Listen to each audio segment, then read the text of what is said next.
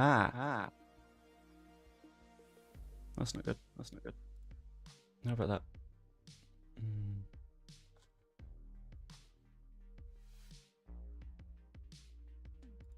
How about that? How about that? Yeah? Yeah?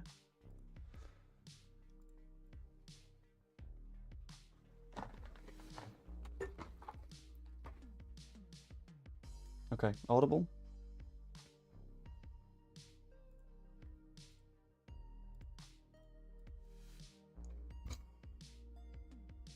Ah. You see, I'm saying things and I didn't quite realise that I was already streaming and I hadn't muted my mic, which is good because I'm just doing setup stuff right now. Which isn't quite what I expected to be doing out loud.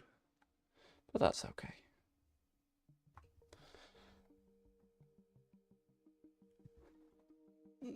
Because, you know what? I always do a little bit of, like, behind-the-scenes insight, and you might as well. So we go to... That's not the right screen. That's the right screen. Hello. How are we? That's still not the right screen. That's the right screen. Hello. Welcome to the stream. It's going to be a... hopefully fun one. I'm quite looking forward to it. I have a lot of videos to record today. I have 3 videos to record today, which is more than I was hoping for. But that is because it turns out planning things is not necessarily very easy, ever. Which is fine, I guess. That's alright. Oh, I think I've done a mistake here. I say that I know I've done a mistake here. Right, let's fix things. Hello, John. Not nervous, confident we win by 2 goals on Sunday. I hope we win by 2 goals on Sunday. That'd be quite nice. Ooh.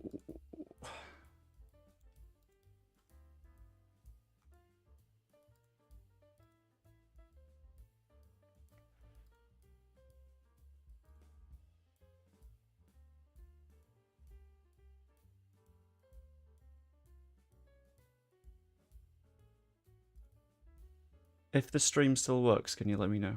Because that might have caused problems. If we're still going, that's fantastic. But if we're not, then that could be not fun. I think we're still good. Are we still good? We're still good. Okay, cool. Basically, in order to have the stream chat here, in addition to being able to do... Oh, it's not fucking working, is it?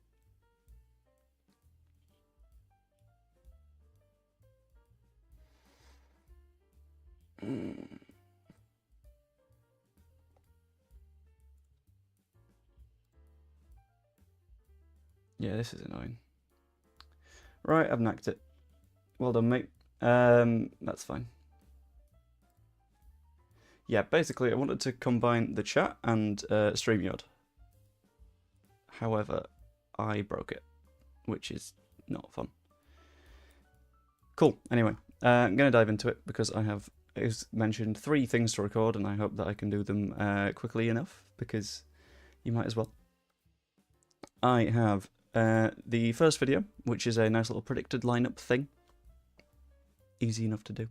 And we all love trying to predict what this stupid, stupid football club is going to do next. There we go. That's a little bit improved. Cool. We have something a little bit new, something that I thought this could be quite fun, which is predicting every Leeds United player's playoff final in just 3 words, which is something a little bit new, something a little bit weird that I saw on a different channel. I'm like, I might give that a pop. It's also something that you might see on someone else's YouTube channel because I've sort of pitched it in their general direction. But it's not been something that, like, they've had the opportunity to do. So I'm like, sod it, we'll run it as a proof of concept thing. And the third video is just going to be a fairly nice little preview. That's going to go up on Sunday morning, but basically because I know that today I can't do any recording other than what I'm doing. I can't record anything tomorrow because I am getting the train over to Leeds, and then I'm working from 1:30 until midnight, and then on Sunday that's its own fun little nightmare going on.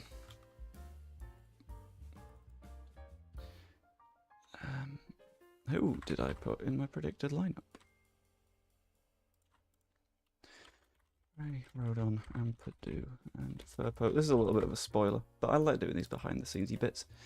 There will not be a thumbnail-y thing because I've been doing all the thumbnails because, as mentioned, work is killing me right now. So I did it this morning when I had a little bit more free time. Sorry guys. I know you like watching the thumbnail bit, but that's okay.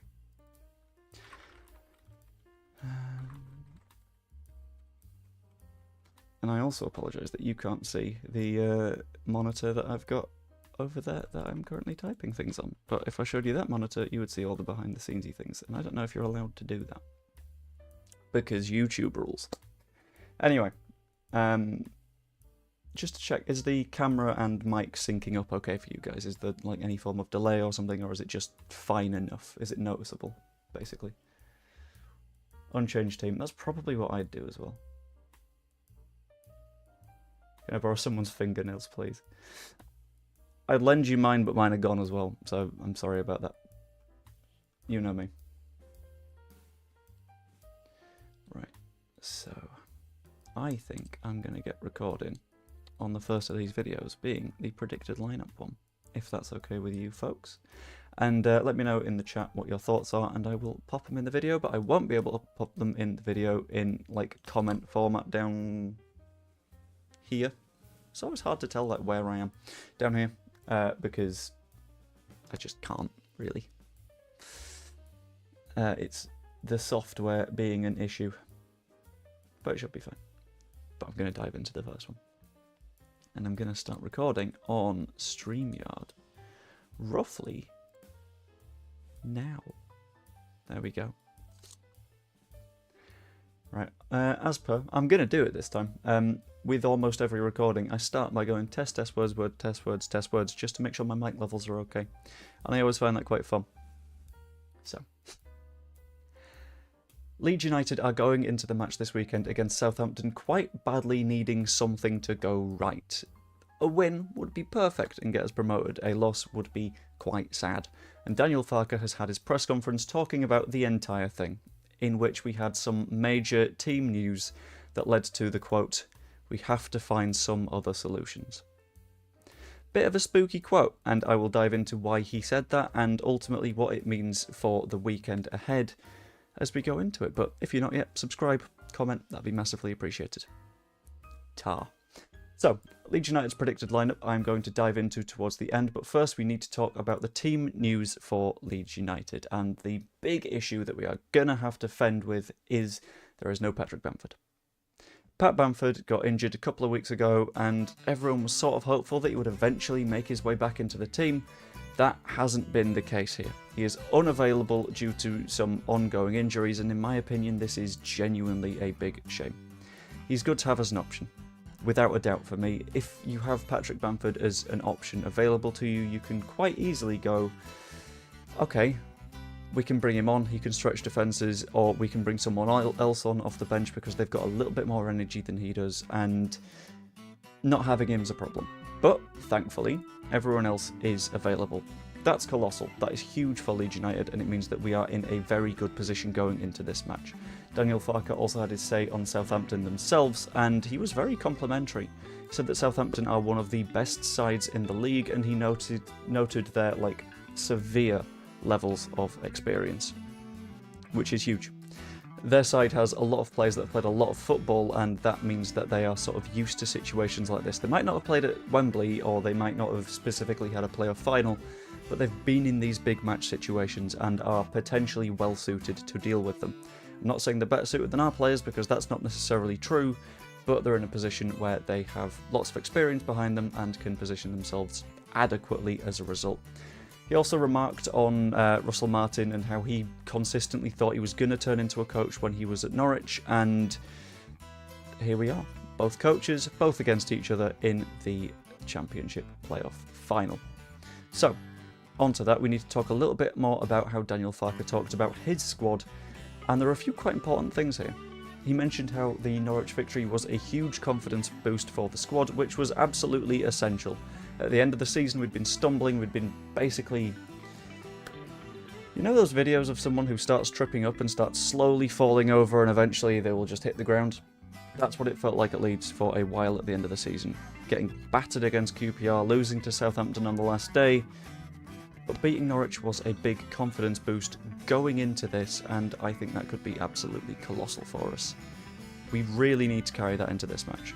When Leeds are confident, and when you've got the likes of Rutter and Somerville on their normal, swashbuckling, natural selves where they're doing what feels right, they're unplayable. There's very, very few teams in the league, perhaps even in the country, that will be able to stop them, but the issue is with consistency. Will we have them consistent? We'll find out on Sunday, if they are feeling confident. He also said there's a little bit more prep to do. The training and the getting ready for the match isn't completed yet. That's going to be a question of coming up in the next few days, weeks, not weeks, hours, days, sorry, in which we could sort of do with getting players a little bit fit, a little bit healthy, as good as they can be, as well as dealing with some specific against the ball details. This means knowing their structure in defence, knowing who they're going to be pressing in defence, and importantly, he said that whilst he's given all these instructions, whilst he knows the structure the team need to play in, and whilst he knows what the team really want to be doing, he also noted that it's a player's game, it isn't just chess between the coaches. Because that's true. You can send a team out with all the detailed instructions in the world. You can have Pep Guardiola taking on a side and giving them all the instructions he could possibly need to give them for them to be in the best position to win a match. But if you're doing that and the players don't follow your instructions, that's where you've got problems. So, with all that in mind, what is the predicted lineup for this match? In goal, I'm going with the obvious choice. This isn't a question in the slightest. I've gone with Illan Meslier because his save in the playoff semi-final second leg just sort of proved to me that when we are desperately scrambling and need someone to stop those big shots, he's there. If Meslier doesn't save that in the semi-final, I feel like it's a lot tougher to get to where we are right now. We might have still won the game. I'm not saying the entire thing hinged on that, but if we would have struggled, that's where you get issues. That's where 2-1 down, people start to panic. In front of him, someone that is a key part of Leeds United culture right now, I've gone with Archie Gray at right back, with Ethan Ampadu and Joe Rodon next to him. This is a very solid three, with Junior Firpo playing out on the left. This should give the centre-backs an opportunity to sit in and just remain in a nice, tough structure, whilst the wing-backs have the opportunity to bomb on down both sides and cause the Southampton side a lot of problems, especially if they play in a 5-3-2. If you've got wing-backs who keep their full-backs pressed in, fantastic, you're in the best possible position when you're against that formation. Now, midfield. I've already played Archie Gray at right back, so you know what's going to happen here. It's got to be Gruev, it's got to be Kamara, and I expect some big things from these players in this match. Out on the flanks, I've gone unchanged. I've gone Crescencio Somerville on the left wing. We know how good he can be when he cuts in and fires off those shots. I've gone Jorginho Rutter in the middle, but he's not really in the middle. He's doing that Georgie thing of just wandering and seeing what he can do and finding his way all across the pitch. And we've got Willy Gnonto on the right, who proved in the match against Norwich in the second leg. I was on the fence about picking him because I thought he's been booked in the first leg. We don't want him to miss the final or anything. He's already proven that he can create fantastic chances in these tough matches. He's already proven that he's a very fun player when he gets into it. And third of all, he's proven that he can get into Ryan Manning's head. I'll get into that in a little bit more detail in my full Southampton preview. But up top, we are going to go with Joel Piroe. Similar to Gnonto here. I was on the fence about picking him ahead of this match, but the fact that he did really well in that second leg against Norwich, spectacular, fantastic. It's going to be really good to see him properly in the side, and I'm sort of looking forward to it. I genuinely think that he can potentially cause some problems for Southampton.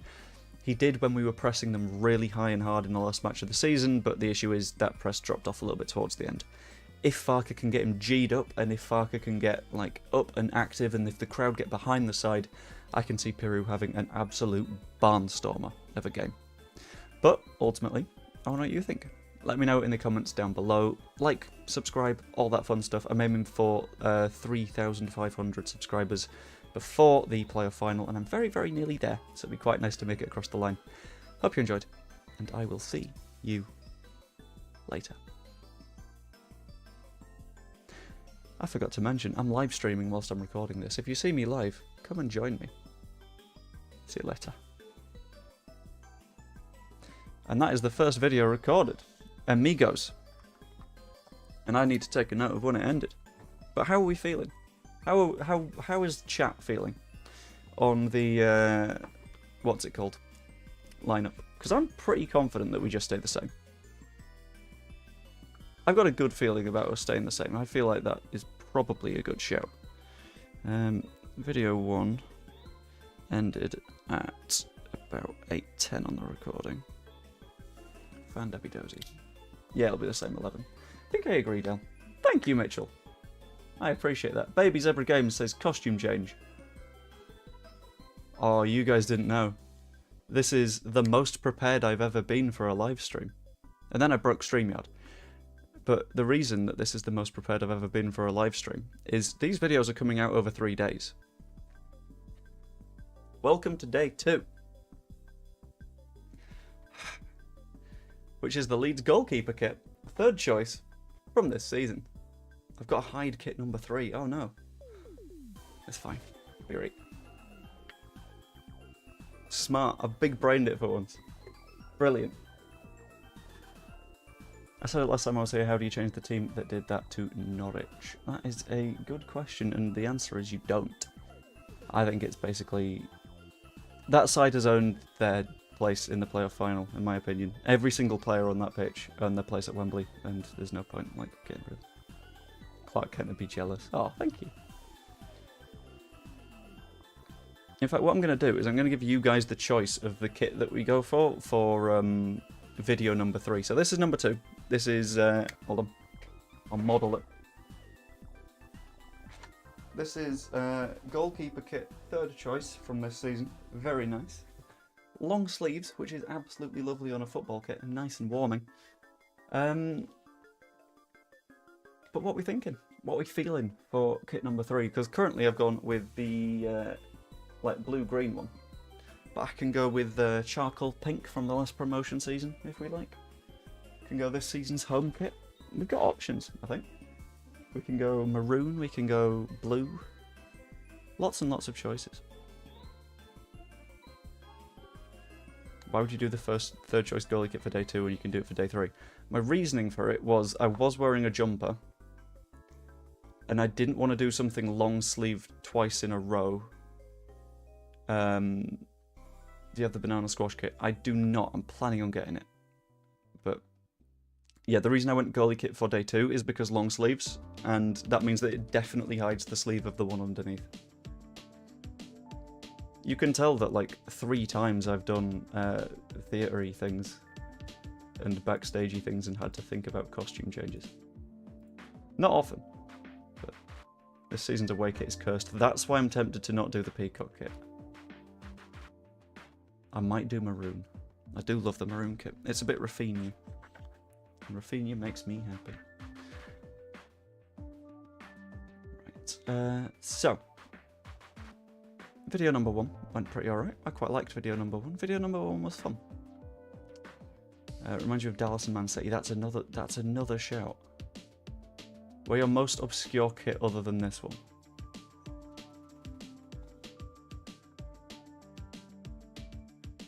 For that I've got 2 choices. I've got the goalkeeper away kit. Or the first kit, I can't quite remember. The blue and yellow one. I think from the promotion season. Or I've got the bus seat kit from the season we went out in the playoffs against Derby, but I'm not going to be wearing that one. Because that one has bad vibes attached to it.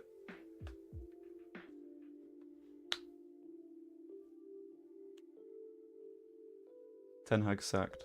What now? Days before a cup final? I thought they were waiting for after the cup final.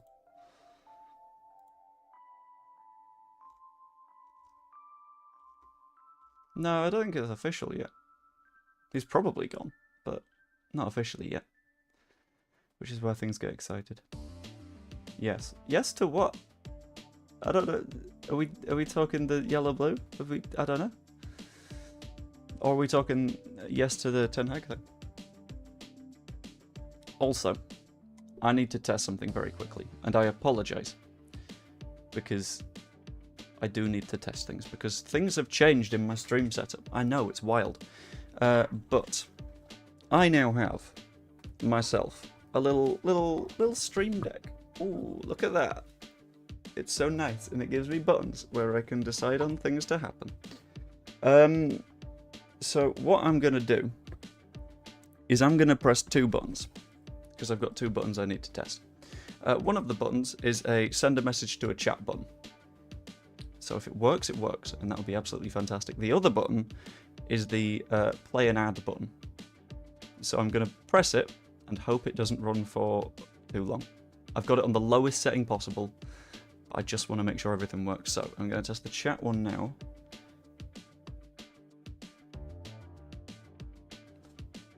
It works! Oh, I'm a magician.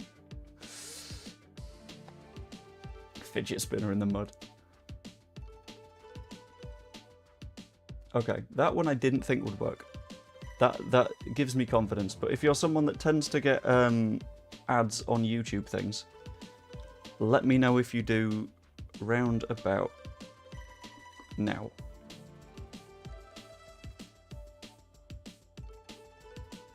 I don't like that I've not gotten anything on YouTube Studio or anything. I've pressed the button, but ads. It works! Yes! Oh, fantastic. Right, okay.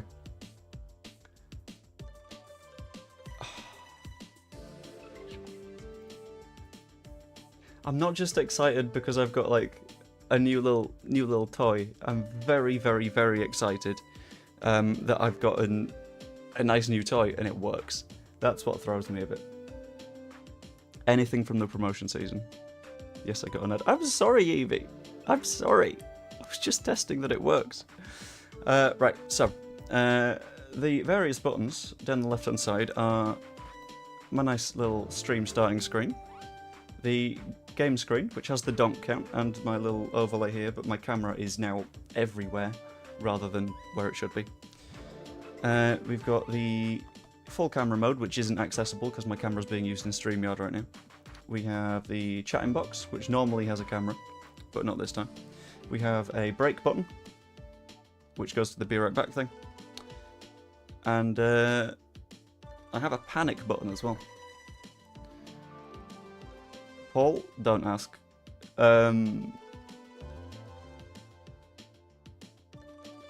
Yeah, the panic button, which takes me, I believe... hold on, I'm going to go back to this screen. Yeah, my panic button takes me to...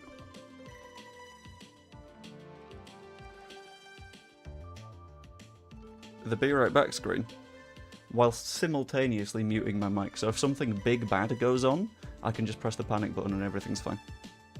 I've got a bunch of other ones, like mute desktop audio and mute microphone. And yeah, I've got a button that makes... I need to make sure that this works. Hold on. There we go. Button to make the donk count go up. In theory. Please.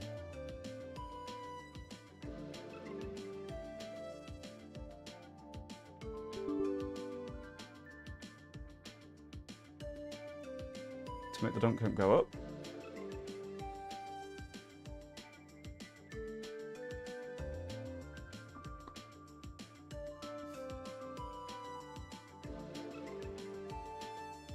Oh, that was going to be so cool. And it wasn't. But that's fine. That's most of the buttons. Most of them are all good. That one isn't, but most of them do their job.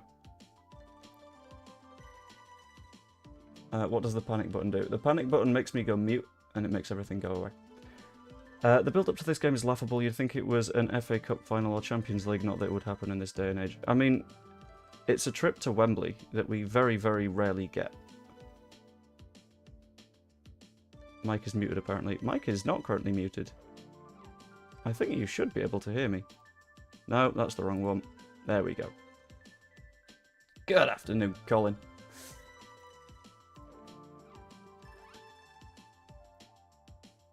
Yeah, because we're not in panic button mode right now.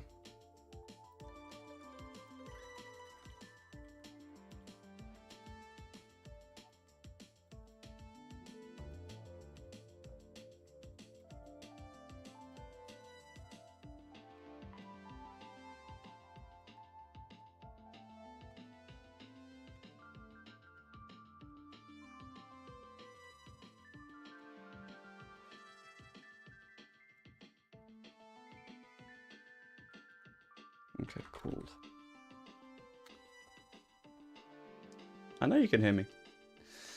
Right, so, shall we do video number 2? Video number 2 is a video series that I mentioned I offered a different creator. Because I was like, this could be a nice idea. And this is just a proof of concept to see if it works, see if it all makes sense. So, I'm going to hop into it in a moment. I don't need to do the test words, because we're already there. We're already ready. We're already good. How do, John? Hopefully you're quite well. So.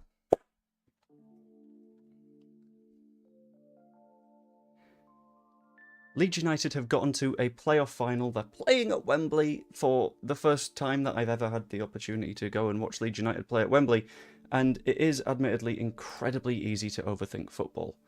So let's limit that as much as possible by giving ourselves just 3 words to describe every Leeds United player's experience in the playoff final and at Wembley. We do have some players that aren't listed. We have quite a lot of players that aren't listed. Christopher Claesen, Tristan van den Heuvel, Leo Hjelde, Cody Drame, Jed Spence, Luke Ayling, Charlie Crew, Lewis Bate, Darko JB, Sam Greenwood, Lone Rat Louise, I'm not going to give him his surname, Jan Paveda, and Sonny Perkins. All of these are players that have spent time at Leeds United within a squad at some point, aren't currently at the side, or you've also got Charlie Crew, who isn't getting picked. And I think it would be fun to include them on the list. So, let's get started. I'm going to go as fast as I can through each of these players, so hope you enjoy. First up, we have Illan Meslier. In my opinion, he will make a single worldie save. I feel like he won't have that much to do, but when he's asked, he will absolutely deliver. I have absolutely no doubt about that. I trust him immensely. Carl Darlow, thankfully not playing. Whenever we've seen him do distribution, it has not paid off in the slightest. It always terrifies absolutely everyone, and it's a little bit spooky. So the fact that he's not in the squad is, in my opinion, not going to be the biggest of issues. He might be on the bench, he might be able to lift the trophy afterwards, but I don't think he'll see any time on the pitch. Next up, we have Junior Firpo, who, in my opinion, will be huge for the performance. Huge for performance. I accidentally said 4 words. I meant 3. It's fine. I think if Junior Firpo is able to perform at a good level, that means that Leeds United will perform at a good level. He's someone that is completely reliable in recent days, weeks, months, and yeah, I can see him being immense. I can see him getting an assist, and I can see him being a big part of this match. Sam Byram, 0 minutes played. I think he gets on the bench. I don't think he comes on because I don't think we'll need him unless there's an injury or something weird like that. Sorry, Sam. You've been great this season, but maybe not on Sunday. Next up, Ethan Ampadu. I've gone with him having a quiet, underrated performance. The way he controls opposing teams by just positioning himself perfectly is, as mentioned, colossally underrated. I think it is huge to the way that Leeds United play, and yeah, I think he'll look like he's been quiet, he'll look like he's not done very much, but I think he'll make a difference. Next up, I've gone Joe Rodon, and I am going to say huge performance coming. Joe Rodon in the first semi-final leg against Norwich, in my opinion, was massive, colossal, huge. Made a big difference for the side with like multiple recovery tackles covering for Sam Byram on his side, who would occasionally wander up the pitch. Will it work out? I hope so. I think he'll make some big tackles, we'll be fine. Next up, Charlie Cresswell. I've gone with really unfortunate season. He's someone where if things would have been a little bit different for him, if he would have come into the season with the right attitude, I think Charlie Cresswell could have had a massive breakthrough this season, but it's not happened because apparently attitude issues behind the scenes, and that's not really what you want from someone that is going to play for your side long term. I do think this will be the last time that we see Charlie Cresswell. I don't know if we'll see him on the pitch, but I can't see him being a big part for the Whites in the long term. Next up, Liam Cooper. I've gone a little bit gentle. Captain's final moments. Let's be honest, he's not signing a new contract after this match. This is going to be his last time, and I think his final moments in a perfect world are like a throwback to when we got promoted the first time round under Marcelo Bielsa to Liam Cooper, club captain, lifting the trophy. That'd be absolutely perfect, in my opinion, at the very least. Connor Roberts, I've gone sort of sad season.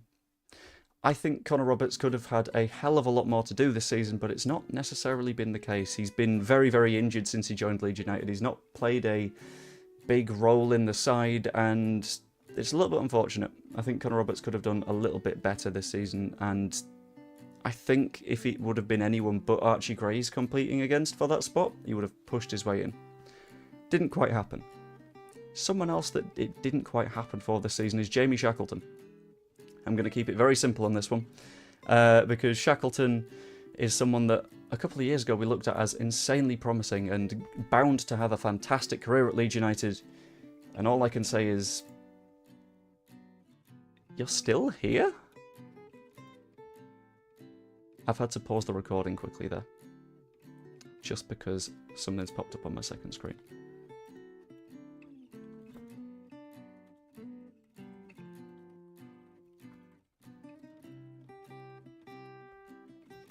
But whilst I'm having a little bit of a reply to a message from work, thoughts on the format? Good format, bad format, middle format? I think I like the idea, but I think finding the topics is going to be tough.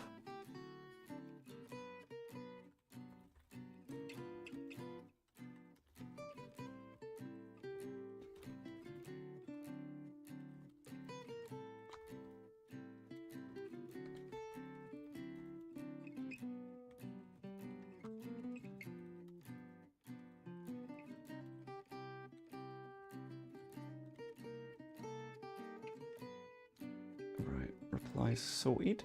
Found Debbie Dowsy. Oh dear, the stream's gone funny. It might tail off when you get down the squad. That's why I've put the likes of Shackleton in various places throughout the squad. I've gone, like, defense, midfield, attack, specifically so I can, like, pick out...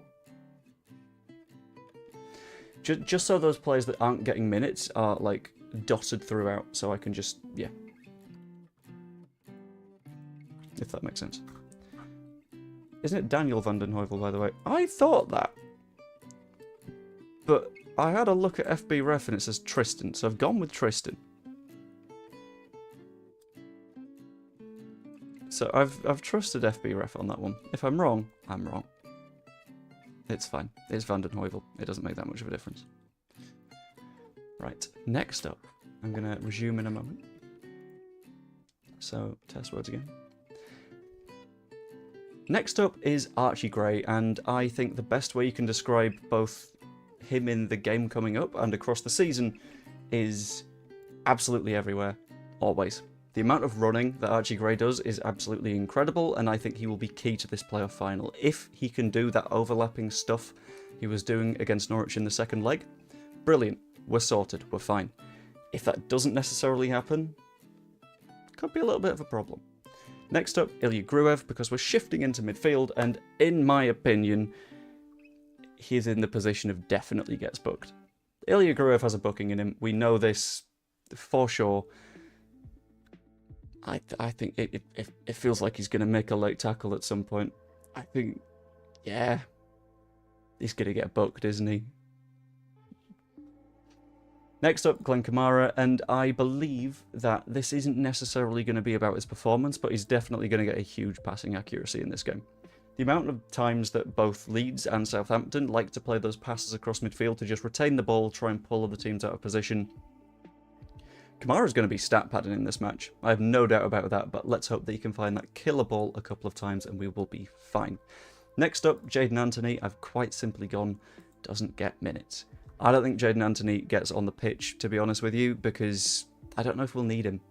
I think we have enough players and enough quality to win this game without having to resort to throw all the attackers on at the end, which we tend to do a little bit as a club, but I don't think it's going to have to happen this time around, and we've got Dan James anyway, so it's fine.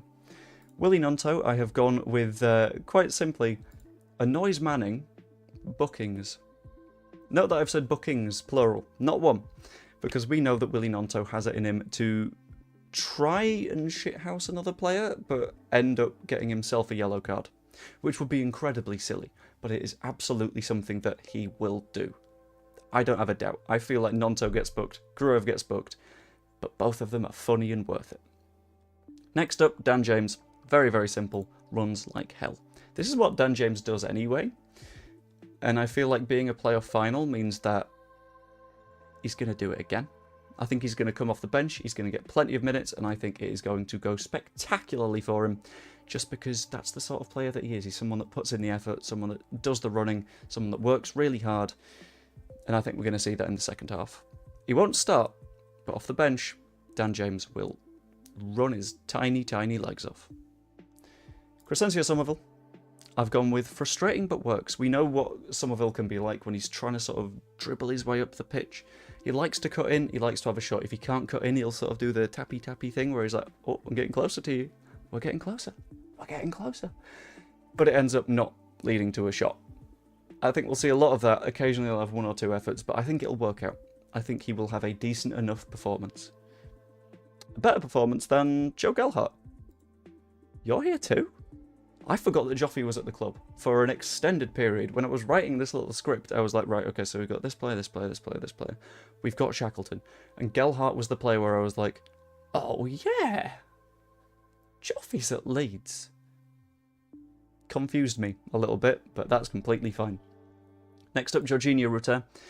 I believe that with his dribbling, there will be another one of those moments where he picks up the ball, gets a nice little pass at some point, and quite simply, everyone in the crowd goes, how? How? How? We won't understand how he's done what he's done, but he'll do it, and it will feel absolutely magical. Next up, Patrick Bamford. Injury issues. Sad. I like Pat. We all know this. I like Pat Bamford. He plays effectively. He might not be that pure goal scorer that a lot of Leeds fans love and want, but he's himself, and I quite like it. So it's going to be a little bit sad that he won't be able to be on the pitch at any point. Next up, Joel Pirou. I've gone with hopefully great movement. What we saw against Norwich in the home leg was the fact that Pirou was able to sort of shift around the pitch and cause the other side some problems. If he can replicate that, we'll be absolutely fine. If he can't, and we don't have that great movement, potentially problems. And finally, Mateo Joseph. He gets late minutes. I don't think he starts, but I think off the bench, he'll get a couple of minutes, whether or not we're wasting time or trying to win the match. I have zero doubt that Mateo Joseph will get some time on the pitch. And that's the squad. So, let me know what you think down in the comments below. It's always massively appreciated. Subscribe if you aren't yet. I'm trying to get to 3,500 by the playoff final, which would be spectacular. Even become a channel member. That's always massively appreciated because all that money is going to Prostate Cancer UK at the moment. I hope you enjoyed the video and I hope things go well tomorrow. I will see you later. Hope I didn't forget anyone. I feel really bad if I forgot someone. Should be fine. And that's video number 2. Levelly jabbly. I completely forgot to note down when I started recording that video. Oh no! Video 2, I think that was about 18 minutes. To about 30 minutes. Now I'm going to have a quick skim through the comments because Chris, I've got a question, mi amigo.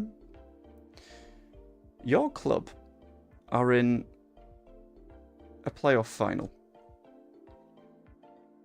for the first time in lots and lots of fans' lives. Well, not lives, but in the first time of being an active fan. First time at Wembley for a long while, and we've got a genuine chance with a good squad. Why, oh why, are we in a position of saying, can't wait for the post-mortem on Monday? Why is Cooper even on the team bus? What? What? No, let's be a little bit positive. Let's not be straight up depressing 99% of the time, because things are fine, and things will be fine. Let's be positive, because if it's not now, then when? You know? Oh, well, that chat's a little bit too low. There we go. This is my first Leeds Wembley game as a fan. Yeah, it's the first time I've had a chance to go to Wembley supporting Leeds. So I'm going into it optimistic, and I'm going to enjoy it. And we are going to be the loudest fans in the ground. And Rishi Sunak is going to get chanted about. But because we'll get beat. Right, if... Oh, God. What's the point supporting a football team if all you're doing all the time is saying, yeah, we're just going to lose anyway? Like, what's the benefit? I don't understand. I don't see what you're gaining from that at all. Let's have good vibes. It's more fun. Everyone comes out of it a little bit more jolly. Right, so we have video number 3, which is a typical sort of preview kind of vibe. Because if you're always pessimistic, you'll never be disappointed. You'll also never be happy. Because you're delusional about this team. The team that just beat Norwich 4-0. That team.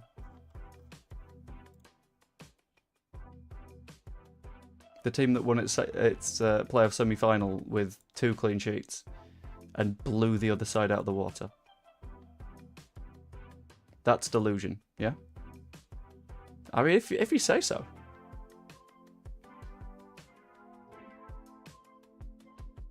I agree, John. Let's win by a ludicrous scoreline, just to see what happens. Norwich is shite. Wait till Sunday. Norwich still finished 6th. It's fine. It's like you're allergic to happiness. It's a little bit sad.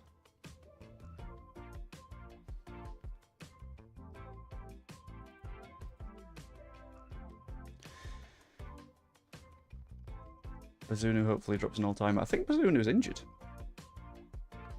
Oh, I've got a lovely little bit of lag between the chats at the moment. That's fun. Just spotted that. Okay.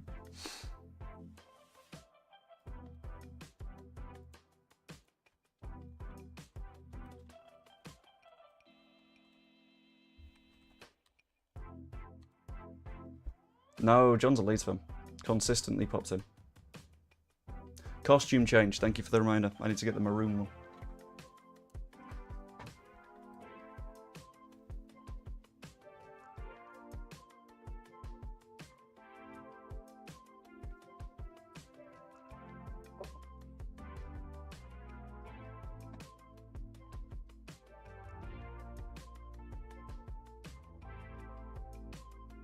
Or if you can hear the noises of stretching, I'm literally doing it just off camera. Because it's easier. Oh, cheeky bit of elbow.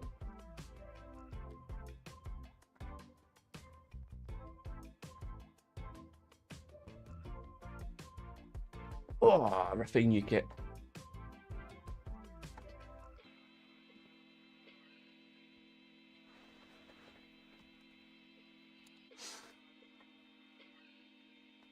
Don't say we miss Bamford when we get beat. For you, I very specifically will say that word for word.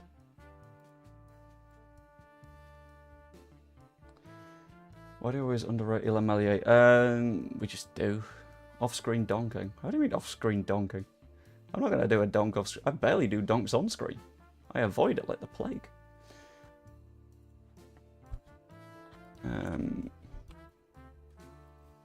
Let's change the title, shall we, to Preview Time.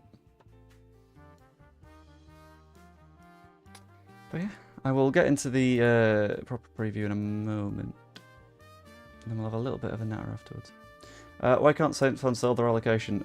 Small club plus L plus ratio, etc. I do regret starting donks because it has genuinely caused me actual physical harm and pain, which ruins when I'm actually playing games of football. Right, let's hop into it. And then we'll have a little bit of a natter afterwards, and that'd be quite nice. So, I don't need to do the test words. I do need to note down when this recording is starting. Hello. Vid 3 starts at 36:45. Why not? And I don't know when it's finishing, but it's at some point. I do test words anyway. In that case, test, words, test words. There we go. Leeds United are set to face off against Southampton in the playoff final, and it is finally time for the big one. The match that will decide whether we are in the Premier League or the Championship next season. And it's a big Southampton challenge. We've not beaten them this season so far. We've not even taken a lead against them, but I might be feeling a little bit okay about it. And importantly, something that I have just learned fairly recently, winning is worth at least £135 million over a 3-year period. Let's win it, shall we? But first, check out the channel. Like the videos, subscribe, stick around. It's quite nice here. It's a good vibe, and I'm aiming for 3,500 subscribers before the playoff final itself. I don't know where I am right now on that sort of list, because I'm recording this on Friday, but let's hope it goes well. Anyway, diving into it, we need to start with Leeds United's predicted lineup after Daniel Farke's press conference, and I'm going with Ilham Melier in net, defended by Rodon and Ampadu in the middle, with Gray and Firpo as wingbacks, bombing on quite a lot. Ilya Gruev and Glenn Kamara as the midfield duo is seemingly the best way to go, especially when the other two midfielders are back in defence at the moment, with a defensive supporting line of Willy Gnonto, Jorginho Rutter and Crescencio Somerville. They'll be sat behind Joel Piroe because Patrick Bamford is currently injured, so not really a choice, and this isn't the time to start Mateo Joseph. Plus, Piroe had a really good match against Norwich at home, so let's see. So, ultimately, how do Southampton play? This is a big part of the preview. We need to know what we're up against in order to beat it, and they have a very heavy reliance on holding possession. Most of their matches they have vastly outpossessed, I guess, their opponents, with even a 5-0 win over Leicester having them on 66% of the ball. Yeah. No, 5-0 loss over Leicester. Either way. And, however, the slight difference is, against Leeds, they've happily ceded the ball quite often. They've gone, okay, Leeds, you can have it, play in front of us, because we're not necessarily incisive all of the time. They do have a tendency to generate a lot of their big chances through the middle, and tend to use a 5-back against Leeds United, which a lot of sides don't tend to do. They tend to stick in their normal shape, a 4-2-3-1, 4-3-3 or whatever. Southampton specifically changed to a 5-3-2 to deal with us, just because they feel like that is the most effective way to do it, and in the past it's proven that way. In terms of average positions, they are very, very compact, both this way and this way. I had a quick look at this earlier today, and they are something like, on average, within a 30-yard height difference, and don't take up all of the pitch in terms of width, so that's something that we will need to pay attention to. We'll need to sort of break that defensive structure open as much as we can. In addition to that, I think the surprise attacking threat on their half is probably going to be Kyle Walker-Peters. We know that Kyle Walker-Peters is a very, very decent player. Can do a good job. However, he's someone that we can fairly effectively shut down, I believe, if we properly pay attention and make sure we've done everything right. Let's hope that we have, and Southampton do have a lot of weaknesses themselves. For example, Ryan Manning, very, very easy to annoy. Got booked against Willie Gnonto and was relatively lucky to not get sent off on the last day of the season, in my opinion, and that's something that we can definitely focus on. In addition to that, they conceded a lot more chances than us across the season, 11 more XG, and added on to that, both of their keepers concede vastly more goals than they should. Both McCarthy and Bazunu concede more than they should do, which could be a very, very, very serious problem for their side, because we can cause them some real issues here, and I'm hoping that we do. Add on to that the fact that they tend to struggle against counter-attacks and wide attacks. I think we've got a very good chance, because that's how we tend to do football anyway at Leeds United. So, how exactly should the Whites play their game? It's a good question, and it's a very open question, considering we've used a 4-2-3-1 recently and a 4-3-3 recently. Both of them led to clean sheets, but they sort of have different aspects to them. I discussed that in another recent video, and I hope that things can go okay. First up, I think we do well by being heavily transitional here. The Leicester vs Southampton match saw Leicester do that all the way through. They soaked up attacks, soaked up the fact that Southampton had 2/3 of the ball, and turned that into their own going forward, which is brilliant. That's what we need. Brilliant. Perfect. Want to do that. However, at the same time, we need to retain that defensive structure. We need to make sure we're not falling apart a little bit. They scored, for the most part, when we were against them, because they slid players into the defensive gaps, such as Firpo coming across a little bit further than he should, leaving a gap at the far post. That is something that we definitely need to deal with. Across the entire pitch, we need to focus on intelligent movement, because if we don't, that's where we've got a couple of issues coming in. Don't focus on intelligent movement, and I can see this being a potential loss for the Whites. This means playing those nice little passing triangles. This means tracking opponent runs, doing everything we can to understand the movement across the pitch wherever we can. Add on to that the fact that we need to keep the pressure up all through the match. They've only lost 1-0 twice this season, which means that if we score, we need to keep on going. One goal might not be enough, so keep on going. Keep pushing them. We score once, they have to attack us, and then we can hit harder on the transition, score more goals, and I am recording this live. As Chris said in the chat, put more goals in the opponent's net than we concede. That's how you win.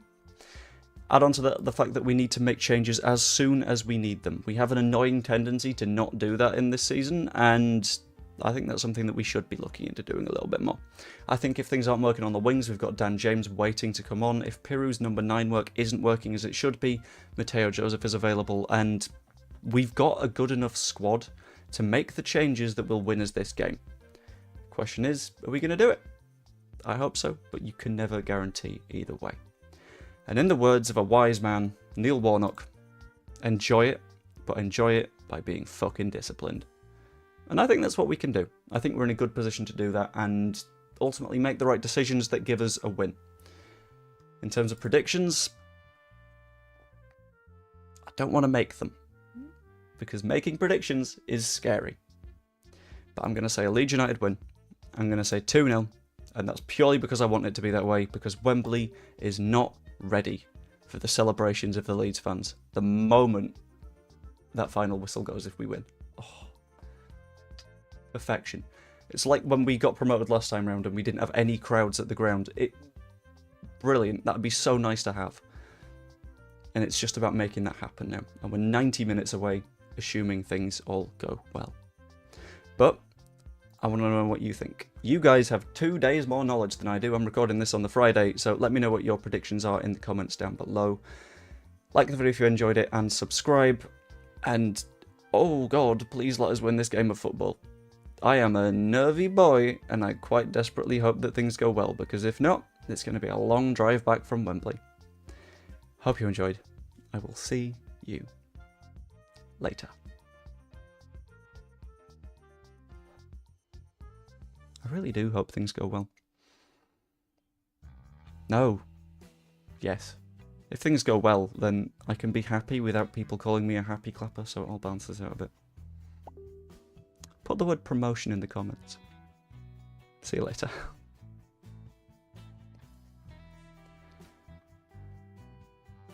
You spotted dots on my eyebrows. That is the fact that the skincare on my eyebrows is dog shit. But thank you for that cheeky bit of self-consciousness. No, it's fine. Guys, I don't want to say I'm stupid. Out loud. I don't want to say that out loud.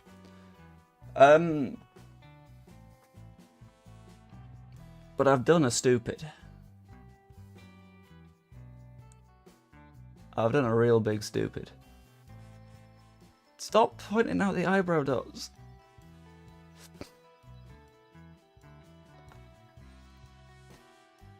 Yeah,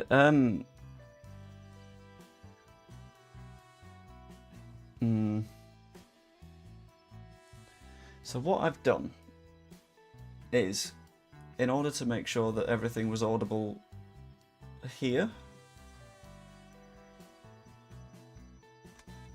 I muted StreamYard. Because my theory was, I don't want any sort of backwash of audio to come through, which would be bad.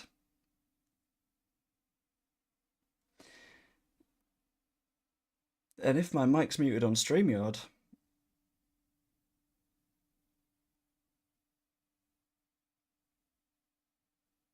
yeah.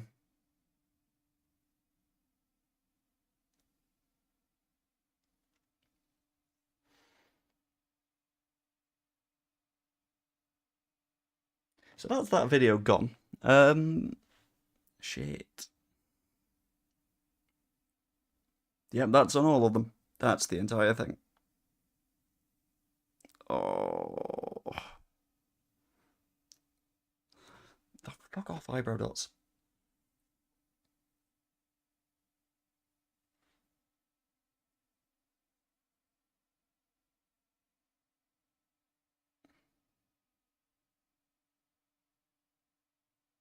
I'm genuinely trying to think of ways to fix that. I've not got time for a take two.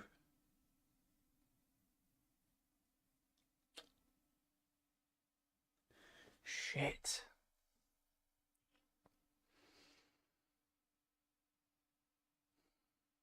I've got half an idea. I don't know if that's enough idea to have.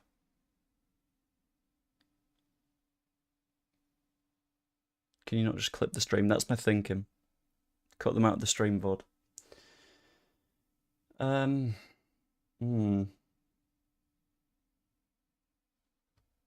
Fine at 25:30. That's not the issue. The issue isn't on the stream.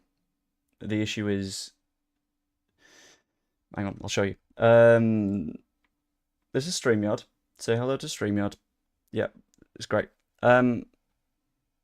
StreamYard was where I was doing the video, so I could pop up all of my banners like this. Yay, it's nice.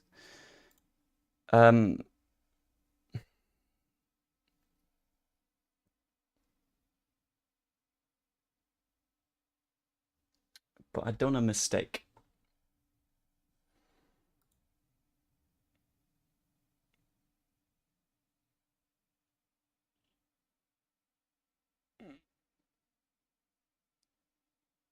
Film at 25:30. What?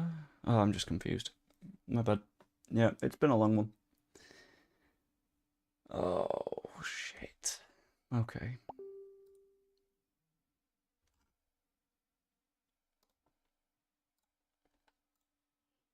Glad Farke's prepared for everything. Yeah, that helps. That bit does help.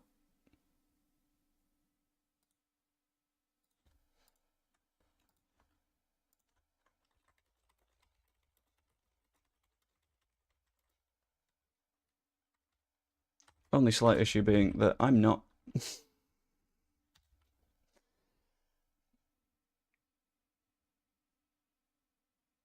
How clippable is it going to be, though? Is my question. I don't know. Back soon, I'm just going to go order my tea, chippy. Ooh, we're having paninis, which are going to be quite nice.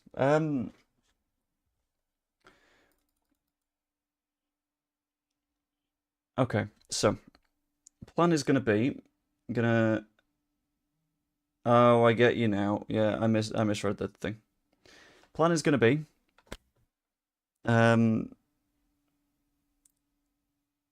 is it going to be? So we're all recorded. which is fine. It all streamed just to check.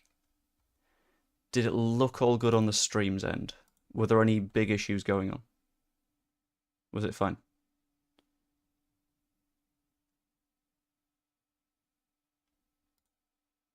I would like it to be fine, but if it wasn't fine, that's okay.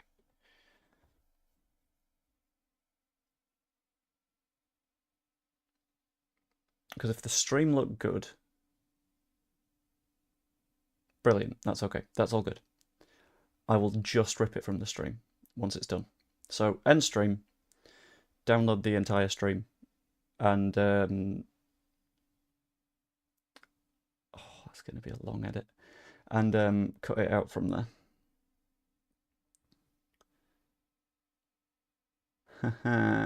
Shit. Okay.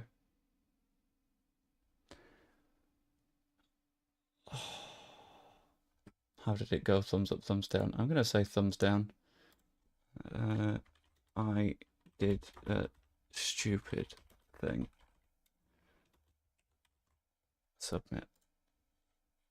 Thank you for your feedback. We'll take a look at this and follow up if needed. Don't follow up, because the follow-up is euthanizing me. Don't forget the pause in the second video. I've remembered the pause. Yep.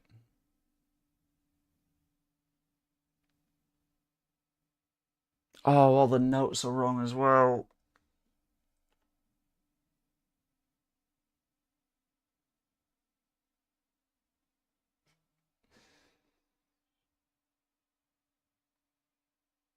Because the stream time is different to the recording time.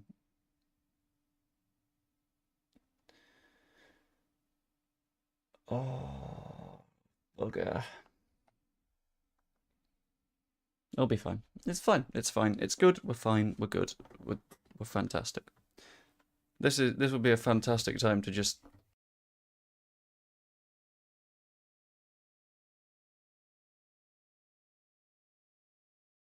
whack the panic button.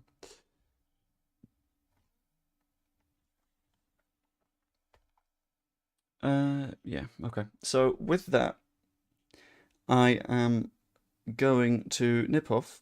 I'm going to download that entire stream. I'm going to edit the stream. I'm gonna hopefully upload the first video tonight. Hopefully, maybe.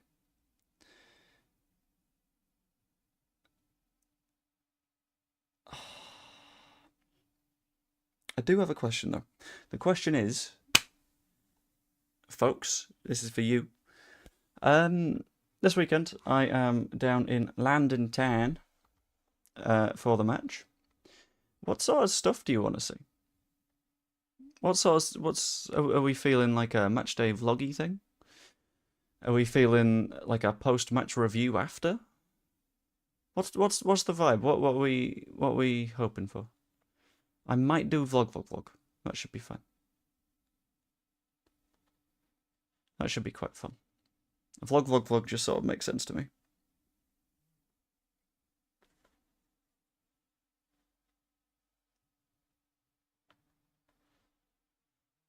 It's just what I do in addition to vlog that I'm on the fence about, because I don't know what to go for. I got options. I think just a vlog. Yeah, that'll do. Oh god. Right. Anyway, I believe there is currently a stream going on Jer's channel. So what I'm gonna do is redirect from here to Jer's stream. Oh, hi Iris. You've arrived at a hell of a time. Okay. Right, what I'm going to do is I am going to end stream. I'm going to redirect to Jer's stream. And I don't know what we're going to say, but we're going to say something as a team. I don't know. That's what we'll do. Let's raid Jer and with a hashtag Team Iris. That'd be quite nice. I can see her looking at me. This is where I die, isn't it? Oh no. But yeah, I'm gonna bring the stream to an end there. Not JB Raid, hashtag Team Iris, or JB Raid if you want, but hashtag Team Iris is the way to go. But yeah, hope you enjoyed the stream. If you did, pop a like on it. That'd be massively appreciated, especially considering the kerfuffle that we have just had to deal with. Subscribe if you're not yet. That's always fantastic. And yeah, I will see you later. Ta-ra.